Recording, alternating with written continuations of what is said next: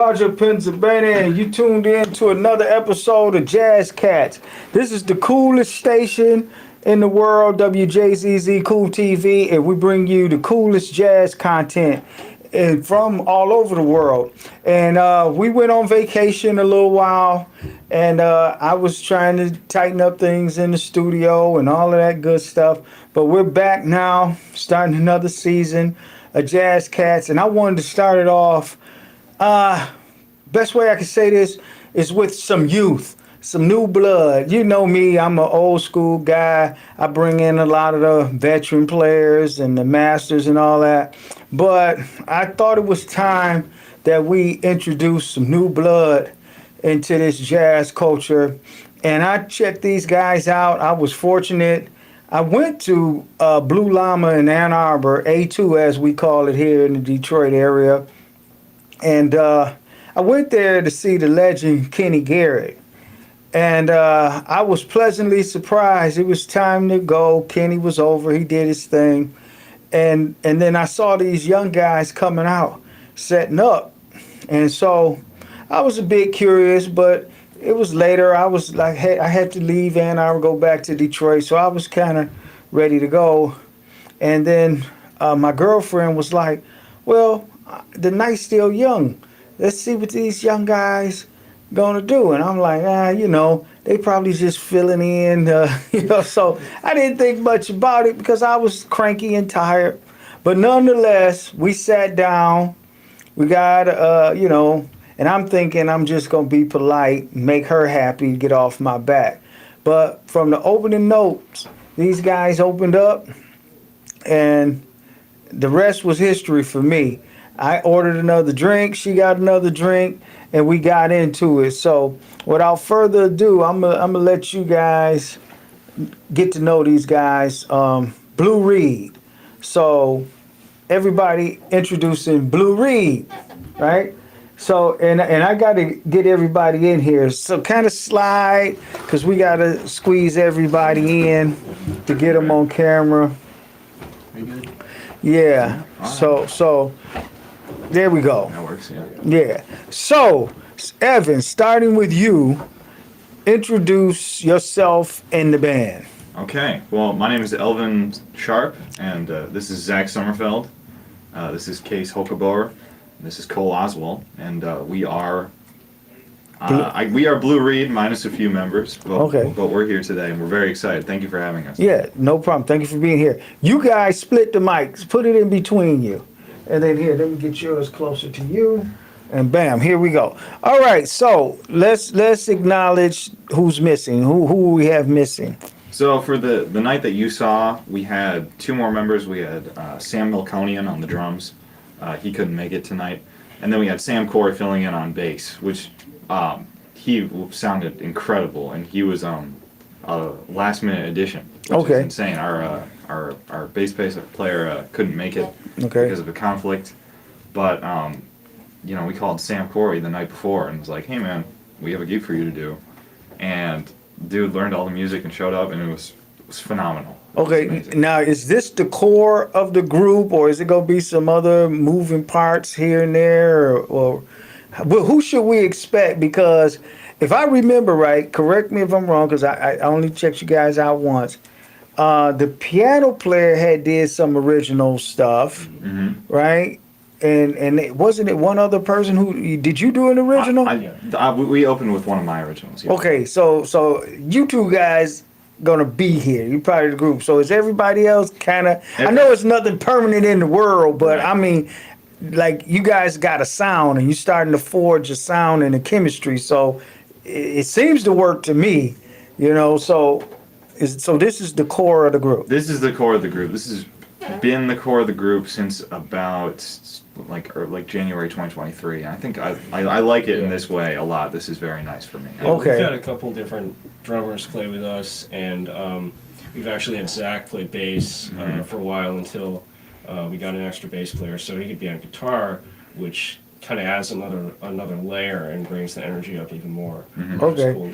Well, I'm gonna give my take on the personality of the whole band, but I just want everybody to get to know you guys proper. So Okay, so this is the core of the group, and right now, just we normally have the room as you see it's set up for 4 people. So we kind of gotta play with the cameras or whatever to squeeze everybody in. So just every now and then, so everybody can see your face. We take a look up at this camera right here because that's the only one we're working on tonight. But okay, so how long have you all like give us the whole basic story? Who did it start with? I'm assuming you're the founder of the band, so give us that whole evolution, that history of how Blue Reed came to be. Yeah, it's a pretty long story. I met Case in about, when did I meet you? Like, I don't know. We probably saw each other play like in high school concerts and stuff. well, I was thinking at Sean Dobbins camp. So like, Oh yeah, yeah. so like I would say I met you like my summer of my 5th grade year, Mm-hmm. and then from there, I mean, like we knew each other, and then we knew each other before then, and we had played in a rock band, where you played guitar. I was on piano at the time, Okay. and then Cole, I met you. My junior, your sophomore Yeah, year. so that was 2 years ago. That was crazy. And yeah, so I've known all these guys, and then Sam Melkonian, I've known him for about a year, and then Sam Corey, I actually met him like the night of the game. Okay. Which So was fantastic. so you guys kind of were childhood friends, let's say, grew up, but everybody just happens to be a musician, or did you meet at band camp, or how did it happen that everybody has this musical talent? I know you have music in your family tree. Is like how did everybody like you guys were? That's what I'm trying to see. How did the music part come together? Yeah, I can field that question. So we all went to this high school called Community High, which is in Okay. Ann Arbor, and they've always had like this jazz combo program that they do there. They have no like classical music or anything. It's literally just jazz, and they have this amazing director Jack Wagner there. And so we were all members of that program, and we were like learning the music. And then when we had a gig that came up, Elvin called all of us for Okay. it. So yeah. So I will give a big shout out to Jazz Only Music Program. Yeah. We got to rock the jazz. Jazz needs all the love. Shout out to Jack Wagner. Jack Wagner. There you go, Jack. Keep doing what you're doing, man. I hope I meet you one day. So, okay, so young, had a jazz program. It's unusual in my experience for young people. And I'm going to say you guys fit into what, Gen Z? Yeah. Okay, Yeah. so I'm learning, man. So jazz, like why not pop? Why not? Because usually the young people, with my experience and from what I hear, the young people go for what they see on TV, all that, or they want the money. Because jazz is really laid back. It's more sophisticated and artsy, and it's not as commercial and promoted as the other forms of music. So you don't see all the jazz artists at the Super Bowl and doing all these big things that you see hip hop and country and pop. Why'd you guys say, oh well, we're gonna play jazz music? Yeah, I guess like for me personally, it was like a random coincidence. It was kind of weird actually. So I was originally going to go to this other big high school in Ann Arbor, Huron High School, and at that time I was playing classical piano, I was playing classical cello, and I was going to play cello in the orchestra at the other high school. But then I got into community high school that we all went to and played jazz at. And since they had no orchestra or any classical music, I just decided, well, I gotta keep playing my instrument, so I'll play piano in the jazz program there. And initially, I didn't consider myself a person who liked jazz. I didn't really see what it was all about, but it took like only a couple weeks of playing it and listening to it all the time, and like I just got hooked. Like, and I was listening to it every day. I was playing it all the time, and yeah, like how's it for you guys? Yeah. So Cole. Yeah, I was gonna say, my dad was a saxophonist. My dad went to community, like, way before we all did, and Okay. so it kind of started where I just started with the horn. I started playing classical up until like my freshman year, and then I eventually like switched over to jazz. And the reason was it's just like there's way more expressivity like in like how you play and like what there is to share with people, because I feel like, at least for me with classical, it's very like a box, and jazz just isn't that. It's Right. pretty much the opposite. You can, like, all the greatest jazz is improv, Mhm. and then you don't really. That's why you have to follow the artist, because even if you have a favorite song, they rarely play it the same way over and over unless somebody makes them play it that way. But you couldn't force people like Train and Miles and them. They did what they wanted to do. Yeah. So you two guys, why jazz? Well, I grew up in Ann Arbor, where this high school was, and I just grew up and I was seeing community high jazz band play, and I was like, oh wow, they sounded great, and I wanted to be just like them. Okay. And now here I am, and it's really cool. And I really got to get on you, man. I'm gonna get to it in a minute, but I'm happy you guys being young picked up the jazz mantle, but I'm curious, and I know everybody wants to know because we don't see young people trying to break into jazz these days. So what made you want to do jazz? Because you got a swag about you, man. You're the swagged out guy out the band, and you kind of like, to me, you play guitar, but you kind of got a Chet Baker type of swag going on, man. So it's just like a combination of Keith Richards and Chet Baker. So Okay. That's accurate. Yeah. Okay, so I mean, my thing is like the blues. Like I really Okay, like. For so- me, I mean, it started. I was like, at first I was into rock. It kind of like was like this transition, and now I like to play all these styles. But when I was like 9, I was like, I heard like AC/DC, and I was like, man, this is the greatest thing in the world, you know. So I begged my parents all summer to like buy me a guitar or whatever. Yeah. And then I like worked in the yard and stuff. And then they bought me like a guitar. And then I started taking guitar lessons, actually with his dad. okay. And I just kind of like, I was doing rock for a while. Then when I was like 15, I got really into blues. Then when I was like 16, I joined, or I got really into jazz, obviously through the community program, because I was just like seeing all these people who were into jazz. And it kind of took me a little bit to like really buy into it. But then I was, we were on a trip in New York, and we went to Dizzy's Club, which is like the Yeah. Lincoln Center Club. And there was Christian McBride, Benny Green, and Greg Hutchinson playing this like Ray Brown tribute set, and that was like some of the greatest like playing I'd ever seen. Like I hadn't been exposed to anything up to that point, and I was just like, all right, this is it right here. Yeah. I gotta do this, you know. And so, hey, I gotta take. I'm so into it. I forgot my station ID. So everybody, you're watching Jazz Cats on Wjzz Cool TV, the coolest station in the world. I'm your host, Roger Penzabene, and this is Blue Reed. These are some young guys that's tearing up the jazz, the local scene here in the Detroit metro area, coming out of Ann Arbor, and you just got to check them out. So we're going to post up all their information and everything at the end of the show. But yeah, just check them out. And like us, follow us, share, subscribe, do all that good stuff, and we're gonna get back to the show. Thanks. So, okay, so I'm trying to make sure I do the interview with everybody, but I'm pick out everybody's style in a minute. But I keep hearing you guys say this community school. Is that still in effect? Is that still going? Yeah. And it's just about jazz, right? I mean, it is a high school. Like it's a normal high school. Yeah. But the music program is restricted to jazz. Yeah. Well, if you guys can plug me in with Jack Wagner or whoever, I'd like to support that, because I try to do everything jazz, especially if it's got something to do with young people. So plug me in at some point when you can.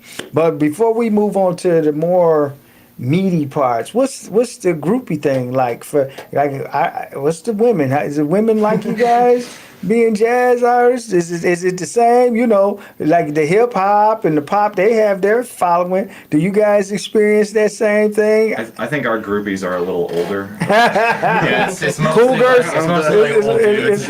Old dudes. Old Oh man, no, don't tell me that, man. Jazz is cool. Hey, it's all right, you know, guys. But like, okay, so I asked that in a humorous way, but it's like what I said. jazz needs to have more investment to become more popular and appreciated. I saw one table of young ladies that night. Were those you guys? Those are my friends. They were coming out to support me. I was like, come on out. Come on Okay, out. that was So, cool. come out. Okay. So I didn't know if that was somebody's girl or what, but I really was curious to know what the scene is like for young women. Do they appreciate it and things, especially in Ann Arbor? It seems to me that the young ladies in Ann Arbor would be more into the arts and have more sophistication than the average same high college. We're gonna say college. That's your age group now, right? College. Yeah. Yeah. So I would think it would be a little better for you around Ann Arbor, No, wouldn't it it? is. I'm at U of M. And Okay. A lot of it might just be the fact that I'm on in like the North Campus where the music school building is, like that dorm. Mhm. But a lot of the people I talk to really like jazz and have like an appreciation for it. Okay. Yeah. And I'm gonna say this, man. I think you guys exceptional, even more so now because like you guys like are full accomplished musicians. You play the cello, you the keys and the sax, you bass and guitar. So all strings, you can do all the strings. I guess so. Do you do the the strings that make money? do you do the upright bass too? Yeah, I do upright. I don't do upright too much anymore because it's like I don't have an upright, so I'm not able to practice it as much. But I'll still do like rock and funk gigs on upright or on electric. And I mean, if I got an upright, I could probably like relearn some of Okay, the and, stuff. I'm assuming you read music. Yeah. Okay, because So play classical. most writers I know can read music too. Can everybody here read music? Oh, hey, you guys all the way live, huh? Okay. You know, because I know some guys. I've been around music all my life. Literally, I was born into it. My parents were into it. My father is a Grammy-nominated songwriter, producer. Wrote a bunch of famous songs. Not jazz, but Motown. But so I've been around it all my life. I've been around celebrity and music people all my life. So that's why you guys impress me so much because I can tell that you guys take it serious. Like just with the talent and everything, I can tell you guys take it serious. And I just know it's a challenge being young and needing money and all this kind of stuff, finding your way. So I hope you stick with it, and I hope that opportunities come for jazz artists of all kinds, especially the young people who trying to represent. And so I keep an eye on the clock. I just want real quick, like, because you guys said none of you said that you were in the jazz or ever since I was a kid, this and that. You kind of like stumbled into it and some experience clicked to make you say, oh, I think I might dig this. So now that you're into it, and I heard you name some artists that not what you call household names, like Ray Brown, Christian McBride, etc. So real quick, let's go clockwise. Let's start with you, Cole. Who do you, the artist that you admire, copy, follow, whatever, gives you the inspiration? Just a couple. I know it, you know. So like in the beginning it was a lot of Sonny, and now more so a lot of Sonny Rollins. And then I think I get a lot of my playing style from two guys, Wilton Felder, just like how melodic he is, and a lot of his tone I think is in my playing. And then Chad LB is who I get like more of the complex language. Okay. So those are the big guys. For a long time, it's been Herbie Hancock for me.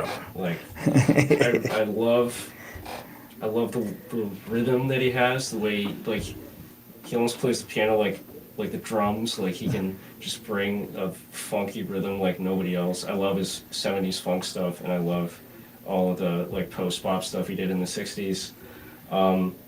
But it really changes all the time, like who I'm into for a while. And right now it's a lot of Brad Mehldau. I love the crazy harmonies and stuff that Brad Mehldau does, and sort of bringing it a new style of playing the piano, like with influence from guitar and singer-songwriter music and stuff like that. Okay. A lot of my cats are like Johnny Guitar Watson. Yeah. He's like one of my favorites. Wes Montgomery, Okay. some like popcats too, like John Mayer. He's Okay. he's kind of a slept-on guitarist. I mean, everyone knows like his pop stuff, but there's a lot there. Also like some Detroit cats like James Carter and Gerard Gibbs and those people.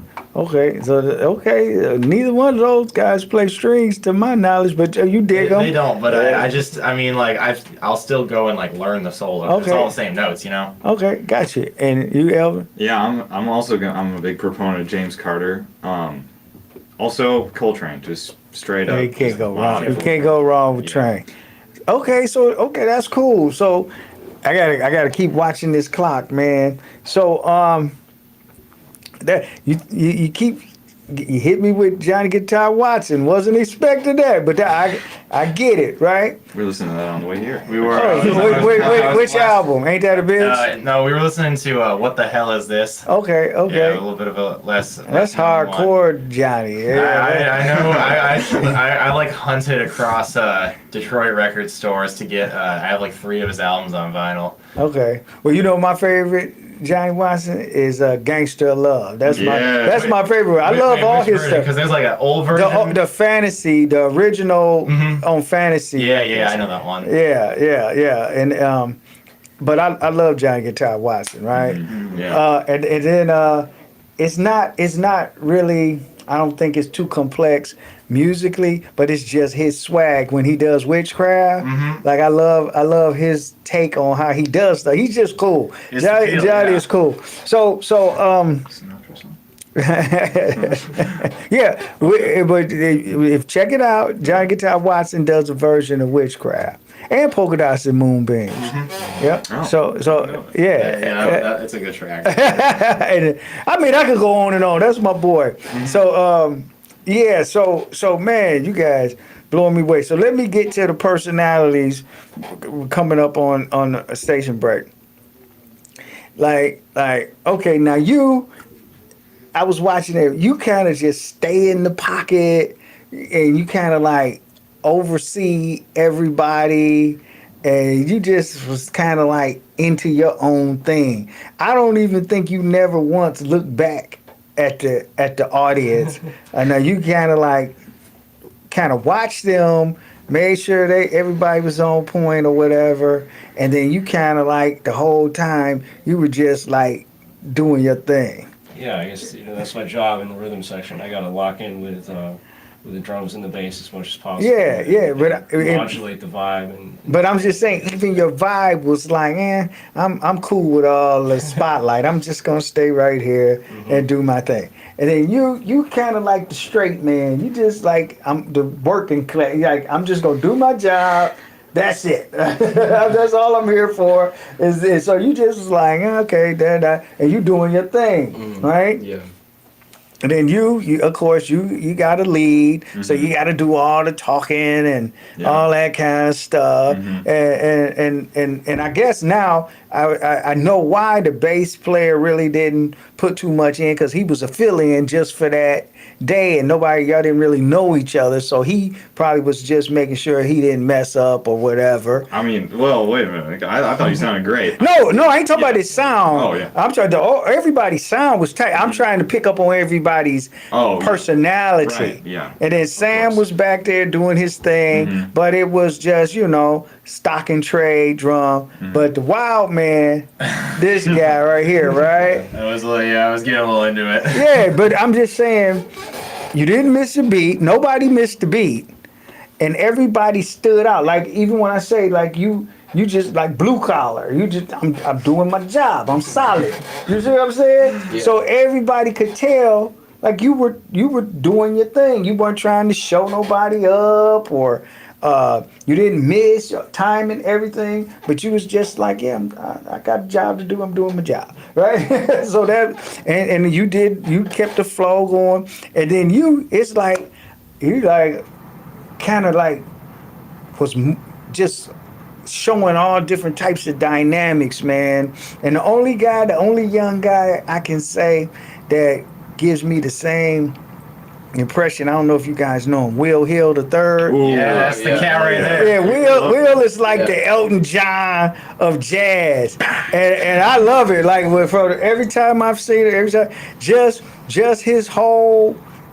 the way he dresses, how he interacts, because you could tell he's like really introverted and all of that, but his talent and his outfits do all the talking for him. Yeah. So you kind of like between his playing and whatever outfit he has on tells you everything you need to know about him. You know, but he's real humble and everything, and that's how your vibe was like. I don't have much to say. I'm just playing and dig me if you dig me, and if you don't, screw it and whatever. And it's like different songs. You know, you just had a lot of just dynamic stuff going on, which I think is healthy. I think it'd be boring if all you guys came out dressed alike or did the same steps or you know, it's only one Miles Davis to boss the whole band around, like, you know what I'm saying? So I appreciated it, and I think having those different, like your flair, but you got an anchor, you got a spokes guy, then you got a working man that's just like, you know what I'm saying? Yeah, everybody's cool. And then everybody can get in where they fit in, and people can like who they want to like, but long as everybody is tight with their ability and play their position, I think it's a solid band, and I think you guys just need to the right person see you, and you guys can be out on tour or something like that, because you got the talent and you have the ability. So all they have to do is give you the opportunity. That's the way I see it, and that's why I wanted to like get you guys so we can talk, and hopefully somebody can see this, or I can send it to somebody or whatever, because I know promoters all over the country, and we getting burnt out. We don't have that much to pull from, and we need young people, because we can't attract young people by.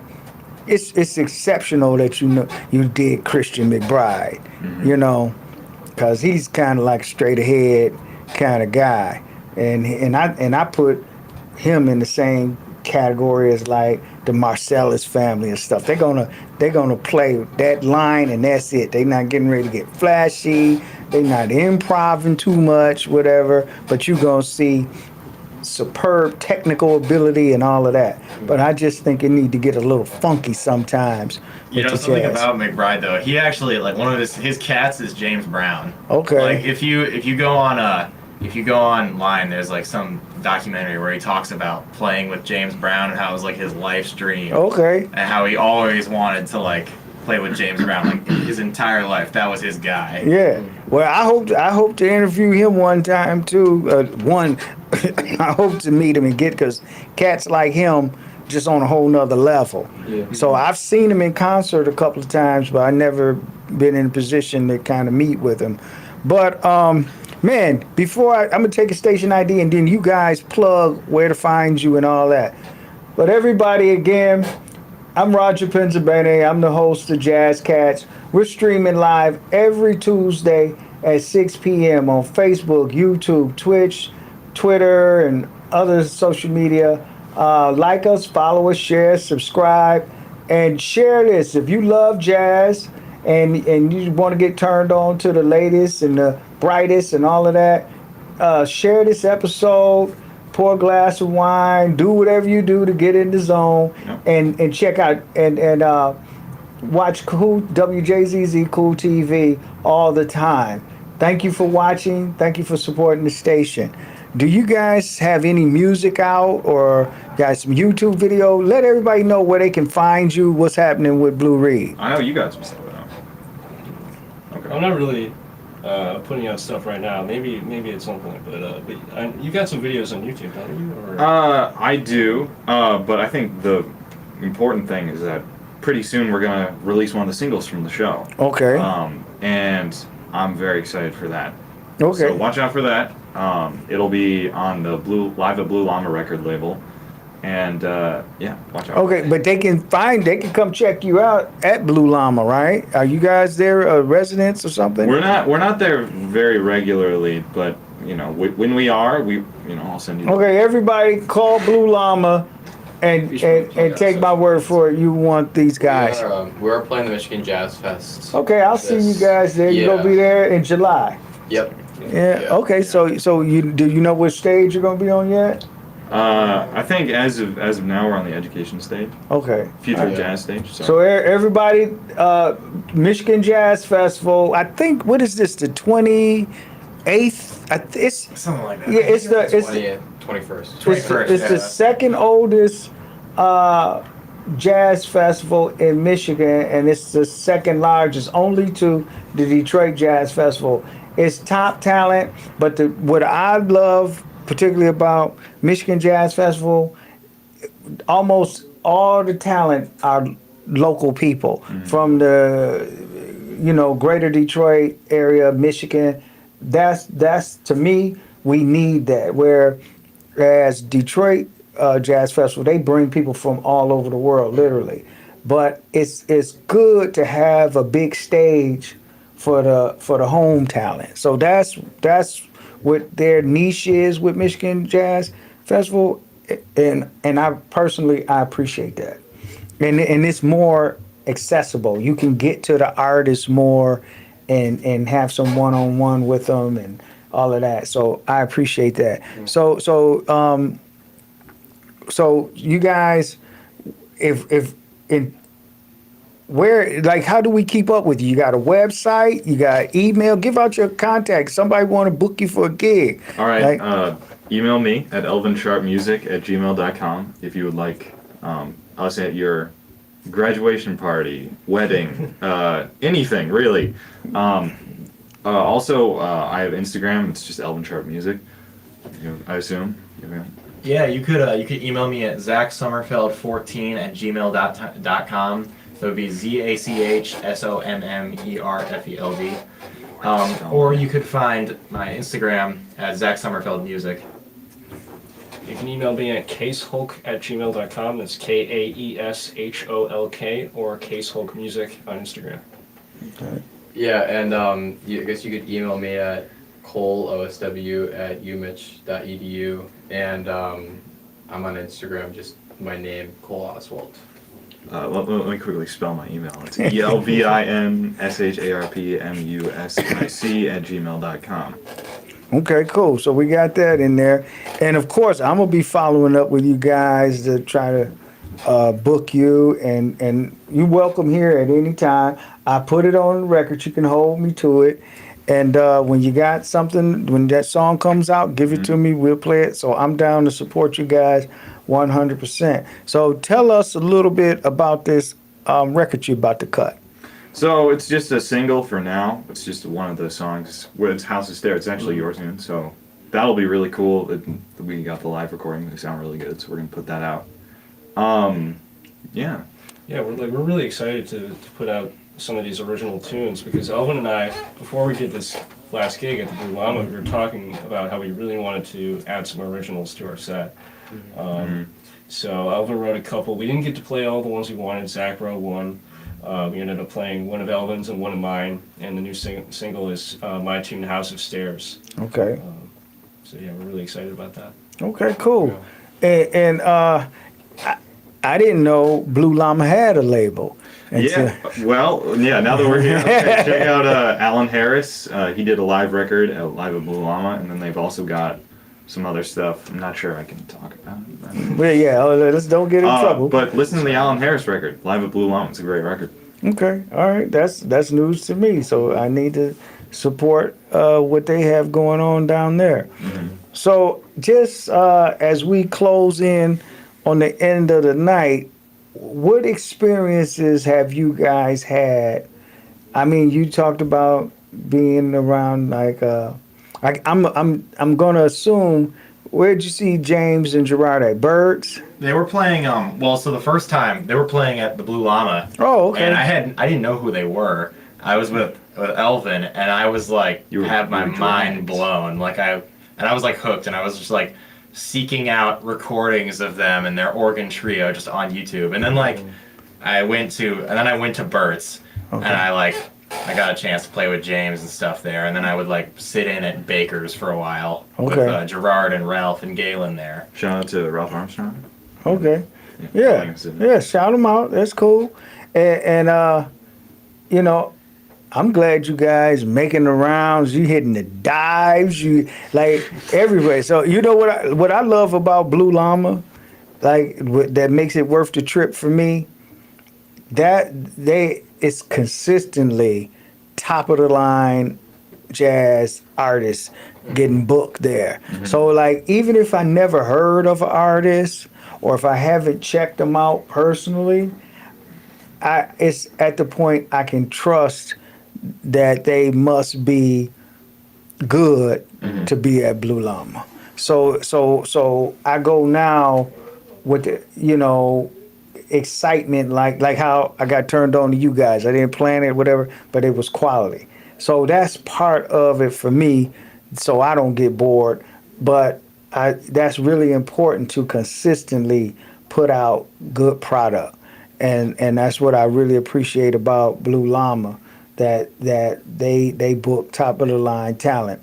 But I'm glad you guys not snobby, that you come into the hood, you go to the dive joints because it's about the music and about getting all the connections to all the sounds and the people and all of that. So that's cool. I commend you guys for that. And I just like I enjoy this. I enjoy meeting the artists and kicking it and doing it. I want to make sure I stay in touch with you guys. We have a festival space that it's outdoors, and I'm trying to put some stuff together. So just be, I can't say it enough how much that I like you guys, that I'm impressed with you. So I'm just I know what I want to talk about and do, but I'm trying to do this for you guys out here. So it's everybody freestyle for a minute. Let's go with you, leader.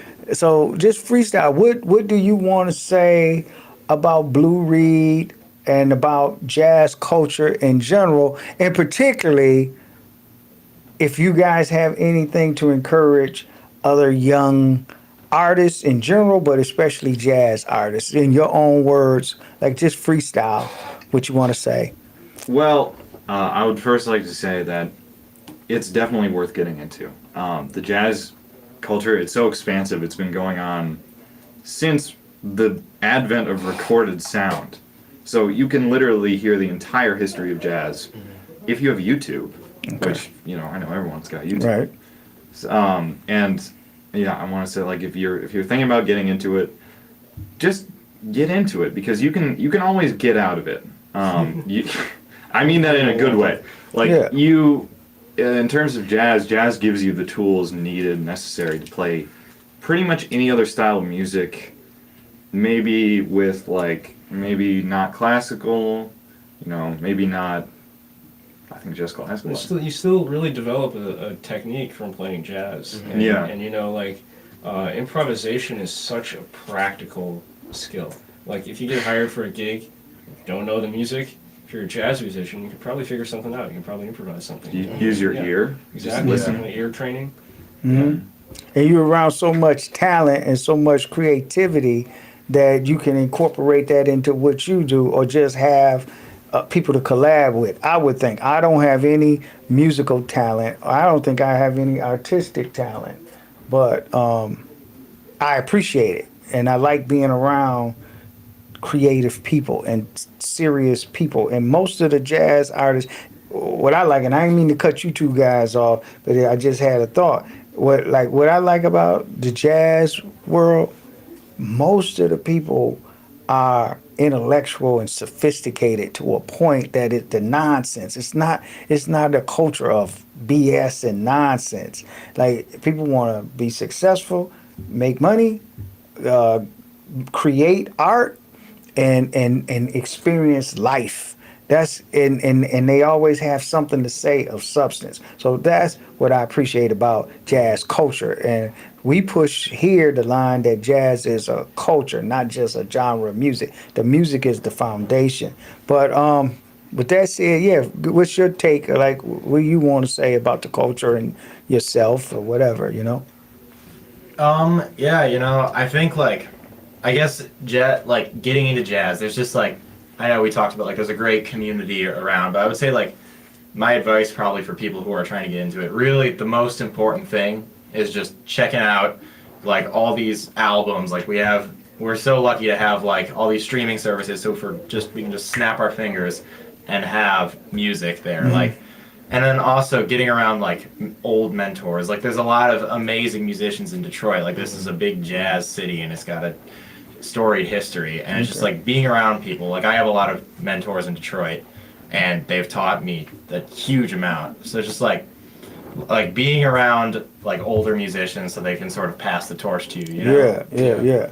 Yeah, like the biggest thing for me would be like, I mean, I remember when I was first starting out, it was daunting. Like, I walked in to my first day of community not knowing how to play like a chord. I remember that. Yeah, we all know that. It was crazy. And it's like, it seems like a daunting thing, but it's not as treacherous as one would think. Just take it one step at a time. Yeah, it's a very open and accepting, I think, community. Everybody wants to help each other. Okay. Yeah. All right. Well, we got a few minutes to go. I'm curious to know, because I'm aware of the challenges and all these other things. What is you guys' personal ambition related to jazz? Like, is there any particular stage or venue you want to perform at, or any particular artist you want to perform with? So, like your dream gig, what would that be for you? As of today. As of right now, I need a second to think about that. Okay, go ahead, Zach. Are you talking like it has to be jazz or it could be any genre? I mean, well, it's a jazz show. As a jazz gig? Okay. Just do them both. Do the jazz All right, and whatever. So my dream jazz gig, that's tough. Maybe like, I don't know. I can't say one that would be really cool. Like a gig that I would really want is to be like in the guitar player for James Carter. That would be like one of my dream gigs. But in terms of like on a broader scale, I really would like to be like one of those like pop touring guitar players, you know, and like get to go on the road with these artists and play these really big venues and just like, because I like all styles of music. It's not just jazz for me, but and then also like I could have like my own group back home too and play like straight ahead. Okay. You know? Okay. For me, I think my dream gig would be to play in some kind of band like Miles Davis late 70s fusion bands, where you just take a nugget of an idea and then you just run with it for like 20 minutes of just improv, whatever, like, and getting super crazy with it, like with Afro-Cuban percussion and, you know, electric guitars and electric piano and stuff like that. That would be my dream. So I think I know the answer to this, but let's say Herbie Hancock called you up tonight to be like, hey, you want to come play for me? Would that be a dream gig? Absolutely. I mean, like a dual piano. Yeah. Herbie Hancock, can you imagine that? Like, Yeah. That would be incredible. That'd be incredible. Okay. At least I can't really think of a dream gig just because it's like there's so many, but like one that'd be really awesome would just be like having some sort of like touring gig where you could go play with, I know, let me think. It's a hard question. It's loaded. I didn't think it was that hard. I thought you guys was going. Well, there's so many people you could play with. I guess a dream gig would be like a touring gig where you could share your music, like play my own originals. Okay. Yeah, like have a band, kind of like a Jazz Messenger situation, where like you could bring like younger kids, like younger talent, because it's like I look at freshmen now, and I just finished a year of college, and it's like they're so good, like the kids just get so good, so it's like probably like sharing like the youth. Okay.